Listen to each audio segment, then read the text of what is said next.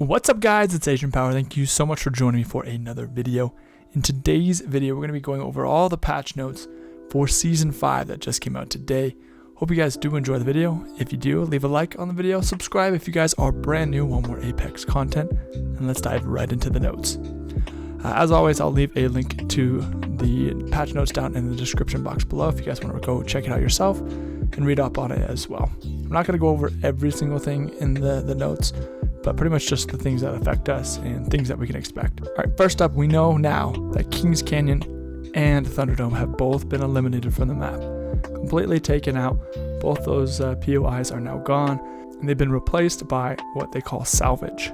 And to start off with Season 5, Kings Canyon will be the only map available for 2 weeks after the launch, and then it'll go back into the main rotation after that 2-week period. Okay, we saw this in the trailer a few days ago about the charge towers, these little towers here that you can go up, but if you stand on this little platform right here, anybody who's standing on it when it's activated will automatically get their ultimates all the way up. This could be huge. It's a big tactical play. If you need to hurry and get in there, use your tacticals. It could be a big thing, especially if you have a good 3-man squad. Here's a cool little update here with the Conditional Legend chatter. Pretty much with certain players, when they interact with each other, you'll have more unique dialogue instead of just the normal thank you or whatever. It's a pretty cool thing. It'll be interesting to see who of the legends pair up and what kind of different dialogue you can expect from that. Next up is the legend updates, something that we've been looking forward to for a while now. We finally get to see the nerfs and the buffs when it comes to these particular legends. First up, Mirage. We kind of saw this coming. Mirage was definitely one of the weakest legends, so he needed a big rework, and I think he did a pretty good job with what's coming here in Season 5.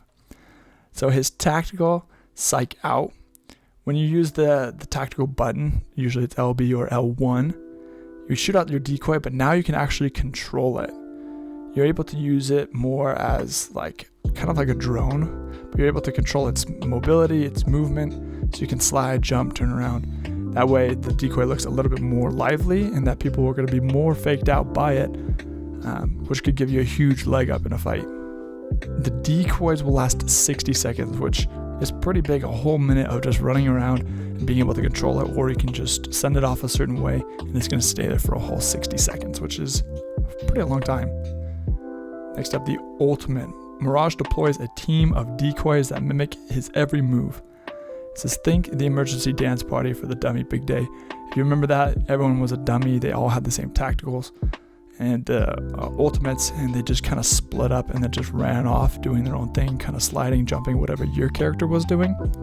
So that's going to be a big increase to his ultimate because people aren't going to be knowing which Mirage is the real one. So it's a little bit easier for a Mirage to escape when he's using that. Next up, his passive. So we already know that when Mirage is downed, he goes invisible for a little bit. But now, whenever he's using a recon beacon and reviving a teammate, he also will be cloaked. This second part, or the last part, is actually huge because when he's reviving a teammate, the teammate will also be cloaked.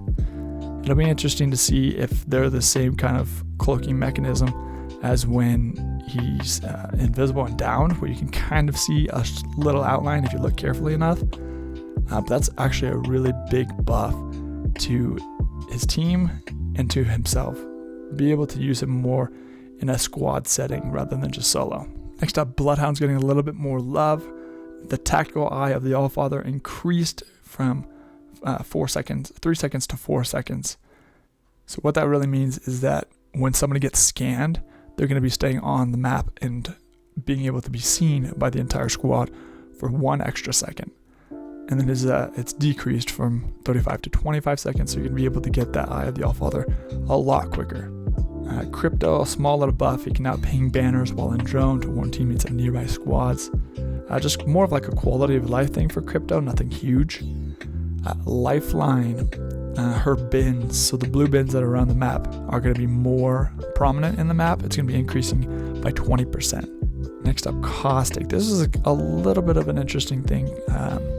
I thought Caustic was actually going to be getting a nerf, but he kind of got a buff, or at least his squad got a buff, because friendly gas no longer slows teammates. So you're going to still get that blurred vision, but you're still going to be able to run through it at 100% speed, which is going to be crazy because if there's a whole enemy team inside that gas, you're going to have a big advantage when it comes to fighting that team. And caustic traps are no longer triggered from the other side of the door. So if there's a trap in front of a door and you're trying to get through it, it won't activate until you break the door down and go inside and get in that range. So nothing game changing, but more of a quality of life thing for caustic. All right, next up is Octane. They specifically say in the notes that this is just the beginning of some of his reworks. They're going to continue to monitor the data with Octane and see what other kind of changes that they can do to make him a little bit more usable in the game. But for right now, his launchpad cooldown is reduced from 90 seconds to 60 seconds. So you're getting his ultimate every minute, which is pretty crazy. But again, hopefully they have a bigger rework later on. I don't know if that'll be this season or what, but it's just something that we'll have to keep an eye out on for. Next up, Gibraltar. He got hit with a little bit of a nerf. His dome shield actually only lasts 12 seconds. It used to last 18. It has been reduced to 12 seconds. So the boost to his res is going to be a lot shorter because the dome's not going to last as long. Next up, Pathfinder also got hit with a big nerf. His grapple cooldown went from 15 seconds to 35 seconds. The devs pretty much said that they felt that it was a little bit too powerful that a Pathfinder can use his hook more than once in one fight. 35 seconds is a very long time. I don't know if that will cause people to use Pathfinder less, but I think you're going to see a lot less third parties with Pathfinder because the cooldown is a lot longer. Next up, they do kind of address why there wasn't a new weapon in Season 5. They kind of wanted to focus on another few things, but specifically they talked about how they felt that if they continued to add more weapons, especially every season, that the loot pool will be way too saturated, and it's something that wouldn't really keep the game balanced. And they also talked about how they can't vault any weapons because of the skins that people may have purchased for that particular gun. So they're trying to figure out the right way to go about adding new guns in the future. They're going to try to do reworks and see what they can come up with. But as far as right now, that's why they didn't add another gun in Season 5. So going into Season 5, we do have some more updates when it comes to the weapons, even though we aren't getting a new one. So they reassembled the kitted gold weapons, and they actually bamboozled us pretty well in that Meat Lobo trailer. We're not going to be getting a gold 99 at all, but one of the gold ones that we did see in the trailer is the Spitfire, and that has been confirmed. We're also getting the longbow, the Hemlock, the EVA 8, and the RE45. So nothing crazy in there. Probably the most used one in this group will probably be the Spitfire or the Hemlock. But as far as the gold weapons, nothing too crazy. Next, a big update is that they switched the places of the Mastiff and the Peacekeeper. I'm not going to go over all the details of what they changed. You can read that down in the patch notes for yourself if you want to read the details. But pretty much the Mastiff is now floor loot. You can find it on the ground in bins, just normal gun, and the Peacekeeper is a care package only weapon now.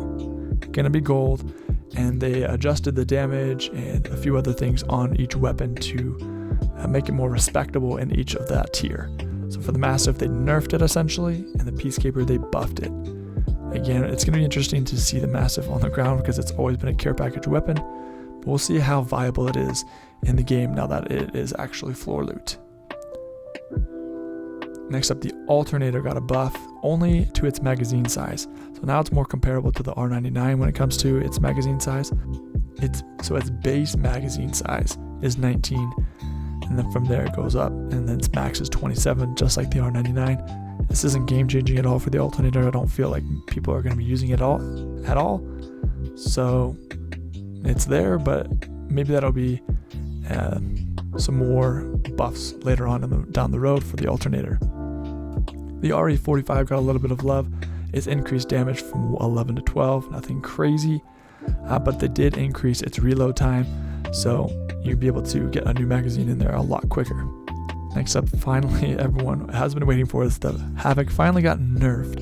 So they increased the recoil, vertical recoil, so it's going to be shooting up a lot more, and then it's getting some horizontal recoil, which is a little bit harder to control because it's going to be a little more random.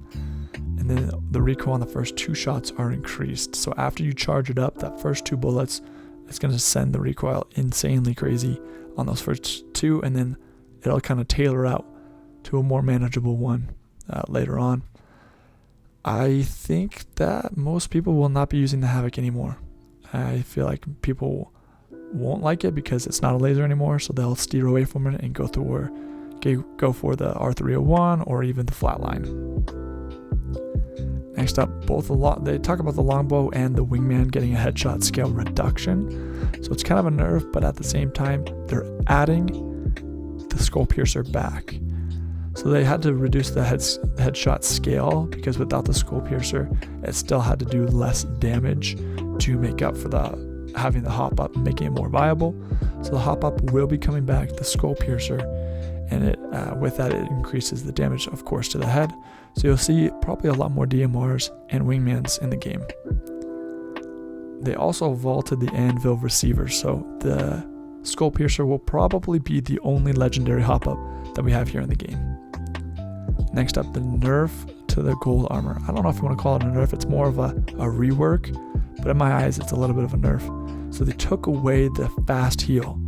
So whenever you have a gold armor, you're not going to be able to heal as fast as usual, or as fast as we're used to. It's going to be completely normal as if you had any other shield. But the one thing that did change with it is that shield cells and syringes give double of what they used to.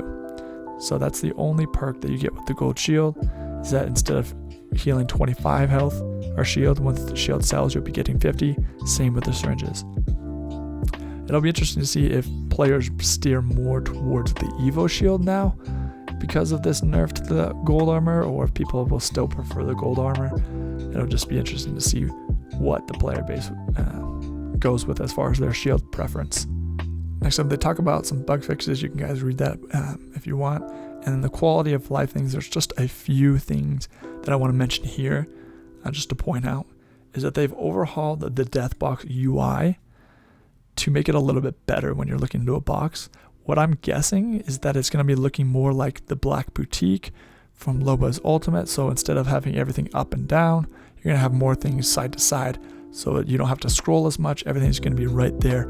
A lot easier to, loot up real fast from the boxes. Or they removed the location-based weekly challenges, Geyser, Sorting Factory, wherever it is. They took those ones out, even the damage ones, like do damage in Fragment East or whatever. So they took all those out because it made people not really want to play the game, and it pushed people to be more solo if they wanted to complete those weekly challenges. So they scrapped that altogether and just took it out. So it'll be nicer to be able to complete weekly challenges while still in a squad and being able to focus more on playing as a unit rather than trying to complete these solo challenges by yourself. Alright guys, that's going to wrap it up for today's video. Again, if you want to read these more in detail, I will leave that link down in the description box below. If you guys enjoyed, leave a like on the video, subscribe if you guys are brand new, and we'll see you in the next video.